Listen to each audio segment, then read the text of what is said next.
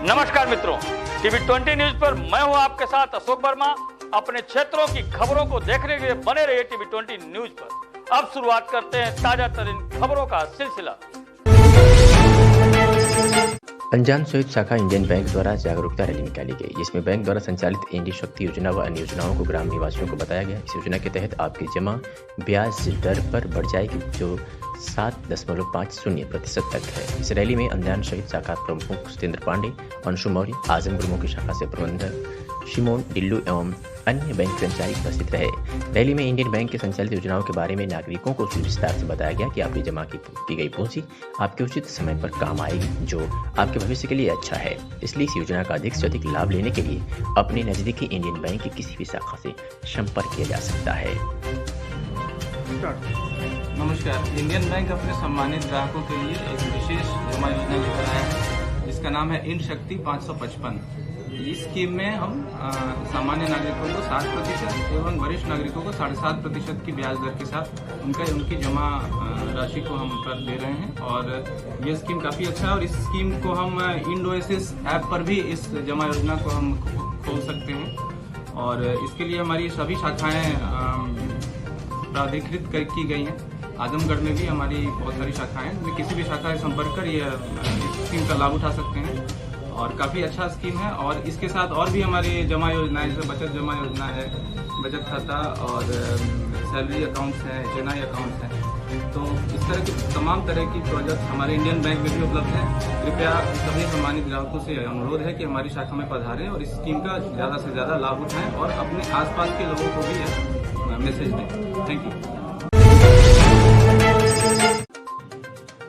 एक दर्जन अभियोग में वंचित पशु चोर पुलिस मुठभेड़ में घायल हो गया है और उसके पास मोटरसाइकिल और तमंचा कारतूस बरामद किया गया है। 2 दिसंबर 2022 को एक कबवाल पुत्र जगन्नाथ यादव निवासी ग्राम भगवानपुर थाना मुबारकपुर जनपद आजमगढ़ द्वारा स्थानीय थाने पर लिखित सूचना दी गई थी कि 29 नवंबर 2022 की रात्रि 11:30 बजे से लेकर 12:30 बजे के मध्य अज्ञात चोर 2 राशि भैंस चोरी कर ली गई है। इस सूचना पर मुकदमा पंजीकृत किया गया और विवेचना जारी की गई और आज पुलिस ने इस मुठभेड़ में गिरफ्तार कर लिया है। मामले में पुलिस अपर पुलिस अधीक्षक नगर शैलेंद्र लाल ने क्या कुछ कहा, सुनिए। आज रात्रि लगभग 8 बजे थाना मुबारकपुर दरियाबाद के पास पुलिस व बदमाशों के बीच में मुठभेड़ हुई है, जिसमें सलीम नाम के अपराधी के बाएं पैर में गोली लगी है। सलीम थाना जूनपुर का रहने वाला है। वह एक शातिर अपराधी है। वह इसके ऊपर 9 से अधिक मुकदमे कायम है। सलीम का एक अन्य साथी मौके का फायदा उठाकर भागने में सफल रहा है। शीघ्र ही इस अपराधी की भी गिरफ्तारी करी जाएगी व इन लोगों के विरुद्ध गैंगस्टर एक्ट व प्रॉपर्टी जब्तीकरण की भी कार्रवाई की जाएगी। महाराजगंज ब्लॉक के रूपयनपुर ग्राम सभा के जलालपुर गांव में एसडीएम सगड़ी राजीव रतन सिंह ने पट्टी की जमीन पर पट्टेदार को कब्जा दिलाया। बता दें कि गांव के जिलाजीत राजभर को सन 1987 में सरकारी जमीन पर पट्टा आवंटित किया गया था, परंतु पट्टेदार का गांव में न रहने के कारण उसके द्वारा अभी तक कब्जा नहीं किया गया था, जिसको लेकर पट्टेदार के परिवार द्वारा विगत 2-3 साल से जमीन पर कब्जे का प्रयास किया जा रहा था, जिसके कारण पट्टेदार ने उक्त सरकारी अराजियात का बिना सीमांकन के ही अराजी पर बने पंचायत भवन परिसर पर लगातार कब्जे का प्रयास कर रहा था, जिसके फलस्वरूप गांव वाले बिना सीमांकन के उसके कब्जे का विरोध कर रहे थे। उक्त प्रकरण में जिलाधिकारी के निर्देश पर उप जिलाधिकारी सगड़ी, तहसीलदार न्यायिक, नायब तहसीलदार महाराजगंज, थाना प्रभारी महाराजगंज व अधिवक्ता सत्यप्रकाश चतुर्वेदी राजेंद्र प्रसाद मौके पर पहुंचकर गांव वालों की उपस्थिति में मामले का पटाक्षेप किया तथा सीमांकन कर पट्टेदार का अंश नाप कर उसे कब्जा दिलाया। जिलाधिकारी सगड़ी ने अपने निर्देश में कहा कि आवंटन सिर्फ कृषि कार्य के लिए हुआ है, इसलिए आवंटी अपने अंश पर सिर्फ कृषि कार्य ही करेगा, किसी प्रकार का कोई अस्थायी निर्माण नहीं करेगा। पुलिस अधीक्षक अनुराग यार के निर्देशन के क्रम में सड़क सुरक्षा माह के दौरान अग्रसेन चौराहा आजमगढ़ पर एनसीसी कैंडिडेट्स व यातायात पुलिस ने संयुक्त अभियान चलाकर आम जनमानस को यातायात नियमों को पालन करने हेतु जागृत किया गया और पंपलेट वितरण किए गए। इस मौके पर एआरटी अतुल यादव, यातायात प्रभारी Dhananjay Sharma, traffic sub inspector सतगुरु जमा प्रियांशु, यातायात कर्मी मौजूद रहे। आजमगढ़ के थाना सितारी क्षेत्र से खबर है, जहां जिला कारागार में चोरी छिपे गांजा तस्करी करने वाले 4 अभियुक्ता को पुलिस ने गिरफ्तार किया। 4 किलो गांजा लाजायज बरामद भी किया है, जिनमें 2 अभियुक्तों के विरुद्ध भी मुकदमा दर्ज किया गया है। बता दें कि 17 जनवरी 2023 को उप निरीक्षक नरेंद्र विक्रम सिंह मैं हमरा एसआई अमरनाथ को सूचना मिली कि अभी दो इटौरा तिराहे पर 3 महिलाएं ऑटो से उतरी हैं तथा इटौरा तिराहे पर होटल में बैठकर आपस में बात कर रही थी। आज जेल में बंद अरमान मिसार से मुलाकात कर गांजा देना है, जिसके लिए अरमान ने कल मुलाकात में रुपये में दिए थे। वे सभी हाथ में झोला भी ली थी। इस सूचना पर क्षेत्राधिकारी नगर को अवगत कराकर इटौरा आने हेतु अनुरोध किया गया तथा तत्काल रवाना होकर इटौरा तदार पर पहुंचा तो देखा कि 4 महिलाएं जेल की तरफ जाती दिखाई दी। इसके करीब पहुंचकर जेल कॉलोनी की टिकट इटौरा के सामने रखा गया तथा बड़ा दोनों महिला आरक्षियों की उनकी तलाशी लेने की हिदायत दी गई और उनका नाम लिखा गया। मामले में खुलासा हुआ और पुलिस ने इनको गिरफ्तार कर लिया। अगर आप काफ़ी किफ़ायती दरों में जेनरिक दवाएं खरीदना चाहते हैं तो नगर क्षेत्र के हरबंसपुर में जनपद के पहले दवा इंडिया जेनरिक फार्मेसी में पहुंचे। यहां सभी प्रकार की जेनरिक दवाएं उपलब्ध हैं। नगर के हरबंसपुर में दवा इंडिया जेनरिक फार्मेसी का शुभारंभ डॉक्टर अभिमन्यु सिंह सहित अन्य गणमान्य लोगों ने दीप प्रज्वलित कर किया। दवा इंडिया जेनरिक फार्मेसी के संचालक नवीन गोयल ने बताया कि जनपद का यह पहला जेनरिक फार्मेसी है जहां सभी दवाओं पर 30% से लेकर 90% तक की भारी छूट के साथ दवाएं उपलब्ध हैं। उन्होंने कहा कि उनके यहाँ सभी लोगों की करीब 6,000 दवाओं की लंबी रेंज उपलब्ध है। डॉक्टर अभिमन्यु सिंह ने बताया कि पीएम मोदी की पहल के बाद अब जेनरिक दवाओं को बाजार गुलजार हुआ है। उन्होंने कहा कि ब्रांडेड दवाएं महंगी हैं जबकि जेनरिक दवाएं सस्ती है। उन्होंने कहा कि एक ही कंपनी दवाओं का निर्माण करती है। जेनरिक दवाओं पर उन्हें टैक्स में भारी छूट मिलती है जिससे वे सस्ती रहती हैं जबकि ब्रांडेड दवाएं महंगी रहती हैं। उन्होंने कहा कि दोनों दवाओं को कोई अंतर नहीं होता। देखिए, पहले तो मैं यहाँ उपस्थित समस्त श्रेष्ठ जनों का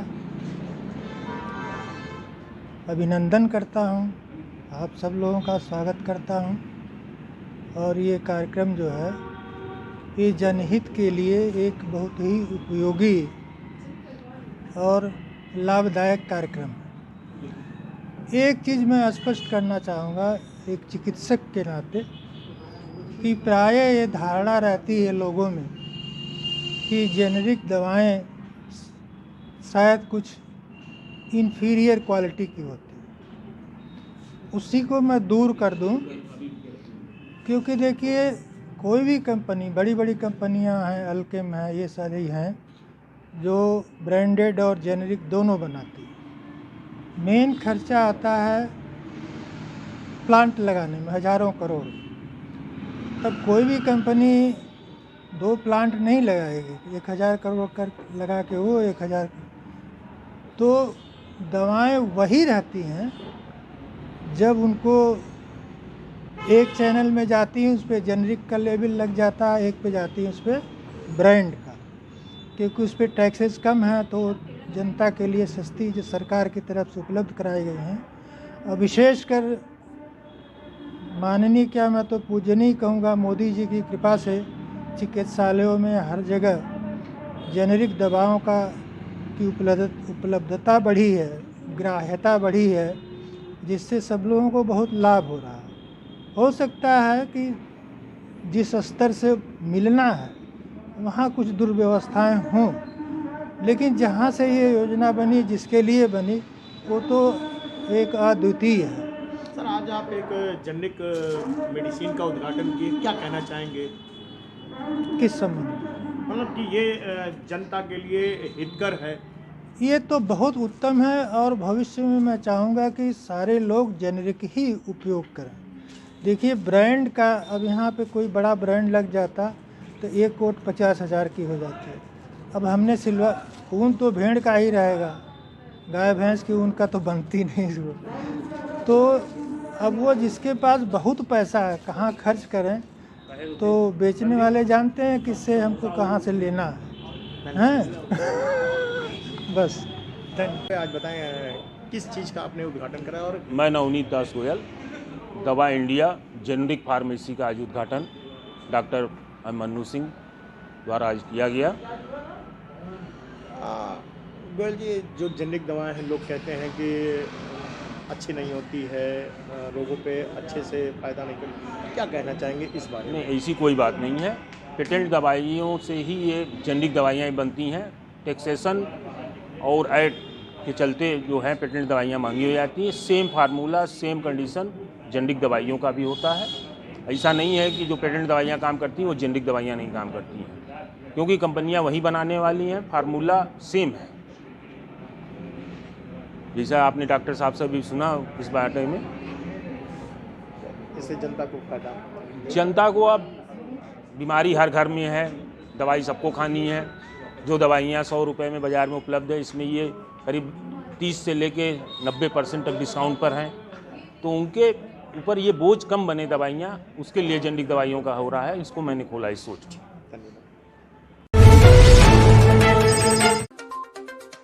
नवागत अपर आयुक्त कमलेश कुमार अवस्थी ने मंगलवार को अपना कार्यभार ग्रहण कर लिया है। मूल रूप से जनपद झांसी निवासी 2012 के बैच के विशेष अधिकारी श्री अवस्थी से पूर्व जनपद संभल में अपना जिलाधिकारी वित्त राजस्व के कार्य पर कार्यरत थे। उन्होंने मंगलवार को मंडल मुख्यालय पहुंचकर मंडलायुक्त मनीष चौहान के समक्ष अपनी योगदान आख्या प्रस्तुत किया। वह पूर्व में ओखला, नई दिल्ली में स्टेट ऑफिसर, बदायूं में सिटी मजिस्ट्रेट, कानपुर नगर में डिप्टी कलेक्टर आदि पदों पर भी कार्यरत रह चुके हैं। आजमगढ़ में गैंगरेप की शिकार एक पीड़िता परिजनों के साथ पुलिस अधीक्षक कार्यालय पर पहुंची और आरोपियों की गिरफ्तारी की मांग की। पीड़िता का आरोप है कि आरोपी बेचना में अपना नाम निकलवाने की कोशिश में जुटे हुए हैं और पुलिस उन्हें गिरफ्तार नहीं कर रही। देवगांव कोतवाली क्षेत्र के गांव की रहने वाली पीड़िता अपने परिजनों के साथ पुलिस अधीक्षक कार्यालय पर पहुंची। पीड़िता का आरोप है कि उसको अगवा कर गैंगरेप किया गया। इस मामले में उसने देवगांव कोतवाल में प्रार्थना पत्र दिया। पुलिस ने इस संबंध में आरोपियों के खिलाफ मुकदमा दर्ज किया, लेकिन आज तक किसी भी आरोपी की गिरफ्तारी नहीं हो सकी है। यही नहीं, आरोपी अब अपना नाम निकलवाने की फिराक में है। पीड़ित ने एसपी से मामले में आरोपियों को गिरफ्तार करने की मांग की है। वहीं एसपी ने पीड़िता को आश्वासन दिया है कि इस मामले में साइंटिफिक तरीके से जांच जारी है और जांच के उपरांत आरोपियों को गिरफ्तार कर लिया जाएगा।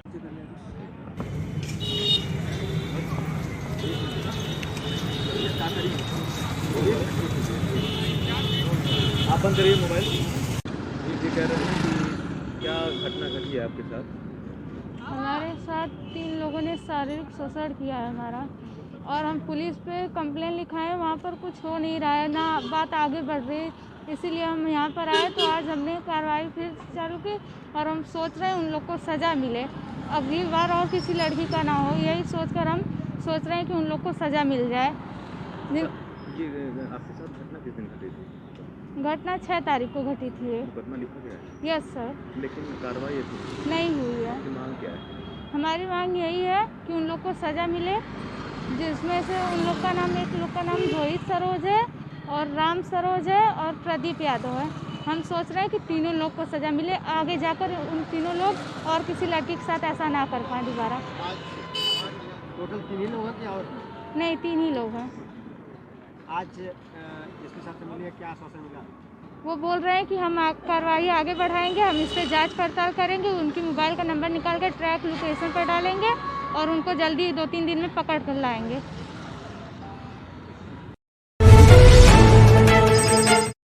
आजमगढ़ में गैंगरेप की शिकार एक पीड़िता परिजनों के साथ पुलिस अधीक्षक कार्यालय पर पहुंची और आरोपियों की गिरफ्तारी की मांग की। पीड़िता का आरोप है कि आरोपी बेचना में अपना नाम निकलवाने की कोशिश में जुटे हुए हैं और पुलिस उन्हें गिरफ्तार नहीं कर रही। देवगांव कोतवाली क्षेत्र के गांव की रहने वाली पीड़िता अपने परिजनों के साथ पुलिस अधीक्षक कार्यालय पर पहुंची।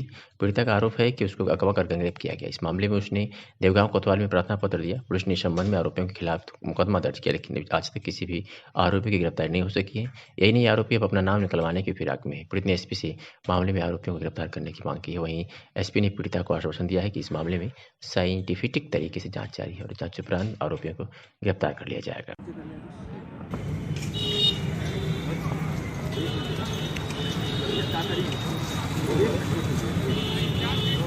आप बंद करिए मोबाइल। ये कह रहे हैं कि क्या घटना घटी है आपके साथ? हमारे साथ 3 लोगों ने शारीरिक शोषण किया है हमारा, और हम पुलिस पे कंप्लेन लिखाए, वहाँ पर कुछ हो नहीं रहा है, ना बात आगे बढ़ रही है। इसीलिए हम यहाँ पर आए, तो आज हमने कार्रवाई फिर चालू की और हम सोच रहे हैं उन लोग को सज़ा मिले, अगली बार और किसी लड़की का ना हो। यही सोचकर हम सोच रहे हैं कि उन लोग को सज़ा मिल जाए। ये आपके साथ घटना किस दिन घटी थी? घटना 6 तारीख को घटी थी। मुकदमा लिखा गया है? Yes sir. लेकिन कार्रवाई नहीं हुई है। मांग क्या है? हमारी मांग यही है कि उन लोग को सज़ा मिले, जिसमें से उन लोग का नाम, एक लोग का नाम रोहित सरोज है और राम सरोज है और प्रदीप यादव है। हम सोच रहे हैं कि तीनों लोग को सज़ा मिले, आगे जाकर उन तीनों लोग और किसी लड़की के साथ ऐसा ना कर पाए दोबारा। टोटल 3 ही लोग हैं क्या और? नहीं, 3 ही लोग हैं। आज इसके साथ मिले, क्या आश्वासन मिला? वो बोल रहे हैं कि हम कार्रवाई आगे बढ़ाएंगे, हम इस पर जाँच पड़ताल करेंगे, उनकी मोबाइल का नंबर निकाल कर ट्रैक लोकेशन पर डालेंगे और उनको जल्दी 2-3 दिन में पकड़ कर लाएंगे।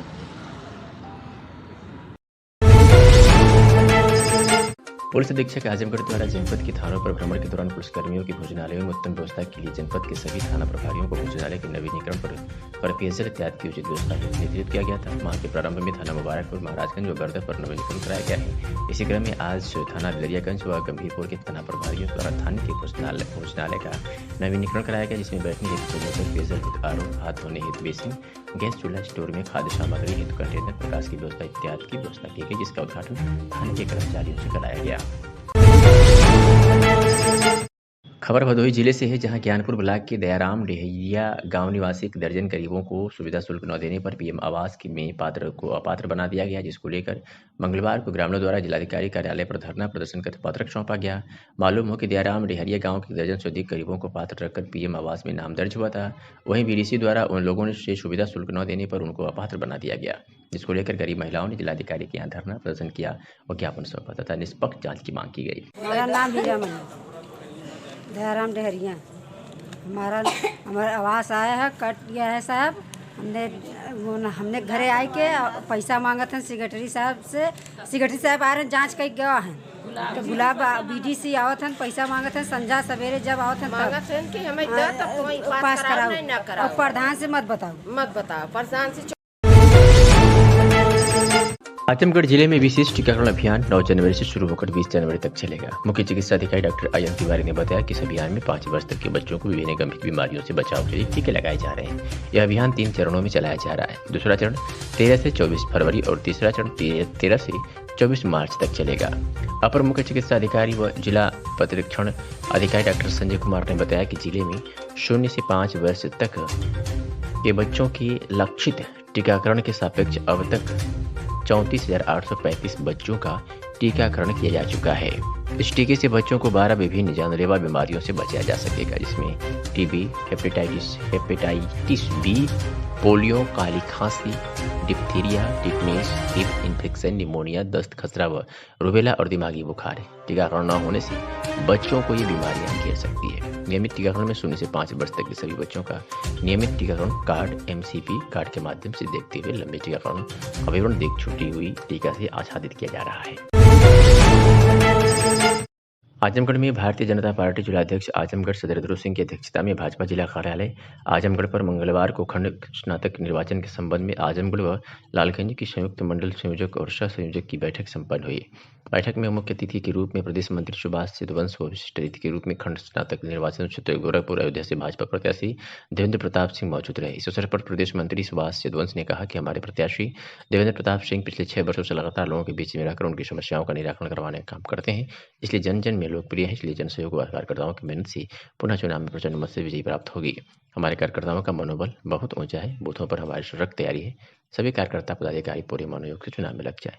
अगले 5 दिनों में विधानसभा स्तर पर मतदान सम्मेलन करना है। मतदान केंद्र पर भारतीय जनता पार्टी की बहुत सशक्त और मजबूत तैयारी है और हमारे जो प्रत्याशी हैं ये लगातार पूरे 6 साल ये अपने लोगों के बीच में जो लोग इनको मतदान करके भेजे हैं उनके बीच में उनकी समस्याओं को लेकर के लगातार, ये कोई एक दिन चुनाव लड़ने वाले नहीं हैं, ये रोज चुनाव के उसमें रहते हैं और रोज अपने लोगों से मिलते हैं। इस कारण इनकी बहुत लोकप्रियता है और नीचे बूथ पर और मतदान केंद्रों पर भारतीय जनता पार्टी की बहुत ही सशक्त तैयारी है। हमारे सभी कार्यकर्ताओं का मनोबल बहुत ऊंचा है और हम लोग प्रचंड विजय हासिल करेंगे और माननीय देवेंद्र प्रताप सिंह जी पुनः भारी मतों से, ऐतिहासिक मतों से, रिकॉर्ड मतों से चुनाव जीत करके सदन में जाएंगे। समाजवादी पार्टी का आरोप है शासन प्रशासन का दखल है, इसी नाते जो है भारतीय जनता पार्टी जीत का दावा कर रही है, बाकी जनता सपा के साथ।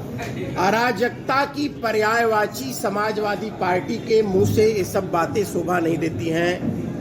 राजनीति में माफियाकरण हो, राजनीति में प्रशासन का दखल हो, राजनीति में लोगों को प्रताड़ित करना हो, भ्रष्टाचार हो, लूट हो, आतंक हो, ये सब समाजवादी पार्टी ने उत्तर प्रदेश की राजनीति में इंजेक्ट किया है। उनके मुंह से ये सब बातें शोभा नहीं देती हैं और वो लोग हार के डर से बौखलाए हुए हैं, इसलिए फ्रस्ट्रेशन में उल जुलूल बातें कर रहे हैं। सर, जिस तरह से भारतीय जनता पार्टी एक लक्ष्य लेकर चल रही है 2024 में 80 में से 80 कैसे पूरा होगा, बहुत कठिन लक्ष्य है। देखिए, मैं आपको एक बहुत एक अच्छी बात बताता हूँ। देखिए, आज़ादी के बाद के कुछ दिनों की बात आप छोड़ दीजिए, मान लीजिए 10-15 साल की, क्योंकि उस वक्त जो चुनाव होते थे वो आज़ादी के आंदोलन के साए में होते थे।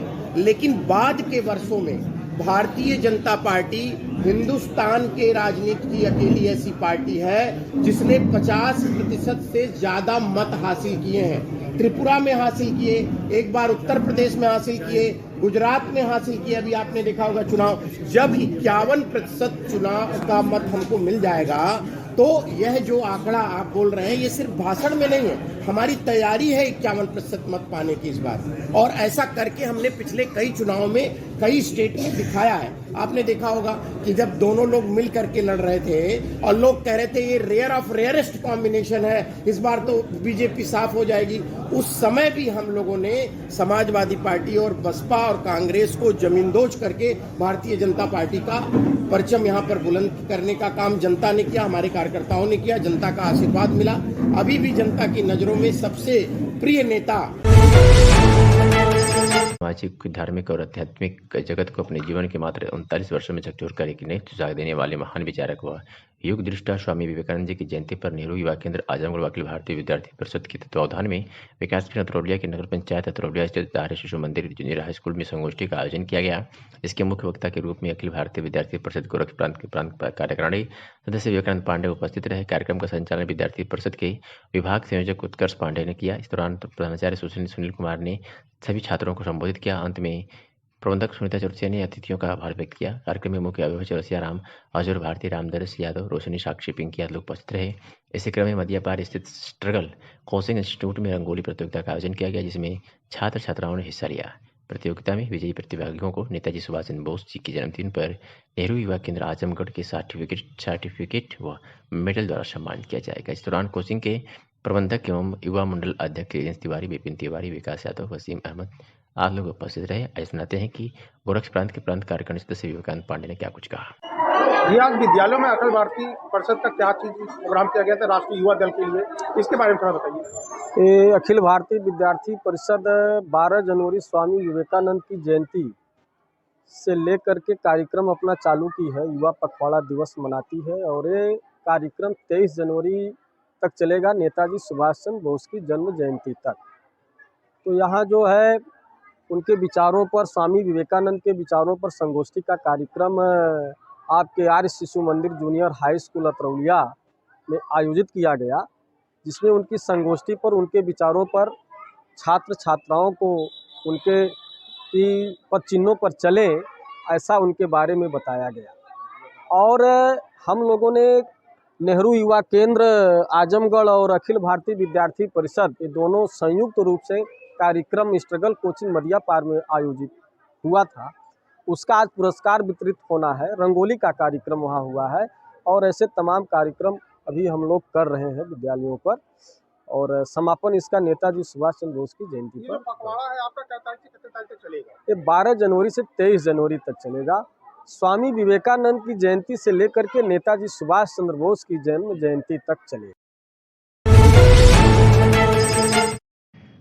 आजमगढ़ में की अतरौलिया क्षेत्र के खानपुर फतेह निवासी श्री राम चश्मा के मकान में 4 दिन पहले आए एक युवक सत्यजीत वर्मा पुत्र स्वर्गीय त्रिभुवन वर्मा, जिसकी उम्र 32 वर्ष है, ग्राम दौलतपुर एकसारा पोस्ट टियामा, दौलतपुर थाने इब्राहिमपुर, केदारनगर, जनपद अम्बेडकर नगर निवासी, जो 15 जनवरी को करीब 2:30 बजे अपने घर के लिए किराए के मकान से अपना बैग और सामान लेकर निकला, लेकिन अपने घर नहीं पहुंचा। किसी अनहोनी की आशंका के कारण लापता युवक का भाई रविंद्र वर्मा पुत्र त्रिभुवन द्वारा स्थानीय थाने पर तहरीर देकर बताया गया कि सत्यजीत वर्मा अपने घर के लिए निकला था, लेकिन अभी तक घर नहीं पहुंचा। ऐसे में उसकी मोबाइल भी लगातार स्विच ऑफ बता रही है, जिससे कोई संपर्क नहीं हो पा रहा है। मौके पर थाना प्रभारी परमेंद्र कुमार सिंह व हमराहियों द्वारा उक्त मकान के मालिक व आसपास के किराएदारों से जानकारी हासिल की तथा आसपास लगे सीसीटीवी कैमरों से फुटेज भी इकट्ठा किए।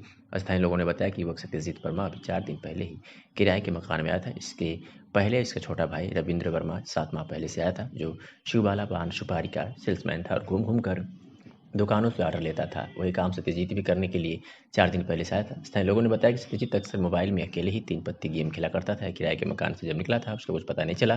थाना प्रभारी परमेंद्र कुमार सिंह लगातार स्थानीय लोगों से पूछताछ कर रहे हैं और सड़क पर लगे सीसीटीवी कैमरों के फुटेज भी देखे जा रहे हैं। आज सुनाते हैं कि लापता व्यक्ति के भाई ने क्या कुछ कहा। क्या नाम है भैया और क्या आप थाने पे आए थे, इसके बारे में थोड़ा बताइए। रविंद्र वर्मा मेरा नाम है सर, और जो है हमारा भाई यहीं रहता था, प्रचार उचार का काम करता था। उसके बाद में यहाँ कल वो घर जाने के लिए निकला और उसके बाद में घर भी नहीं पहुंचा, मोबाइल स्विच ऑफ है उसकी। यहाँ थाने में हम गुमशुदा एप्लीकेशन दिए हैं। एसओ साहब ने कहा है कि मतलब जो है जल्द से जल्द हम इसका मतलब। कब बात हुई थी आपकी आखिरी बार, कब बात हुई थी आपके भाई से? कल 1:49 पे घर वाले फोन से बात हुई। क्या बोला था वो? घर आने के लिए बोले। क्या आप किसी के ऊपर शक है या कहीं आपको? नहीं, कोई शक नहीं, क्योंकि दुश्मनी नाम की कोई चीजें नहीं किसी के साथ में किया गया है। हाँ, क्या ऐसा कुछ आपके भाई मानसिक रूप से पीड़ित ऐसा? नहीं नहीं, ऐसा कुछ नहीं, ऐसा बढ़िया। क्या करते थे अतरौलिया में, क्या करते थे?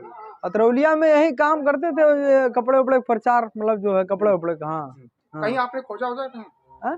खोजा आपने उनको कहीं? नहीं खोजा, यहाँ सब जगह खोजा, हाँ कहीं नहीं मिले। क्या आप क्या चाहते हैं, क्या चाहते हैं? यही आपके माध्यम से यही चाहते हैं कि जहाँ कहीं भी आपको सूचना मिले और किसी को भी सूचना मिले तो हमको, हमारा नंबर है 9569 53 32 82, इसी नंबर पर कॉल करके सूचना दें। भदोही से खबर है, जहां मंगलवार को कालीन संस्था एकमा द्वारा गरीबों को कंबल वितरित किया गया। गरीबों में कंबल वितरण का शुभारंभ जिलाधिकारी गौरव राठी, पुलिस अधीक्षक डॉक्टर अनिल कुमार एवं एकमा के पदाधिकारियों ने किया। इस अवसर पर बोलते हुए जिलाधिकारी ने कहा कि भीषण ठंड में गरीबों को ठंड बचाव के लिए कंबल वितरण करना पुनीत कार्य है। इस कार्य में सभी की सहभागिता होना जरूरी है। सामाजिक संस्थाएं ऐसे प्रकार के आयोजन कर गरीबों को ठंड से बचाने के लिए कंबल का वितरण करें। पुलिस अधीक्षक डॉक्टर अनिल कुमार ने कहा कि हम सभी का कर्तव्य है कि ठंड के मौसम में गरीबों को कंबल का वितरण जगह जगह आयोजन करके करें। इसमें सभी को बढ़ चढ़कर भाग लेना चाहिए। इस अवसर पर एकमा के पदाधिकारी सहित नागरिक उपस्थित रहे।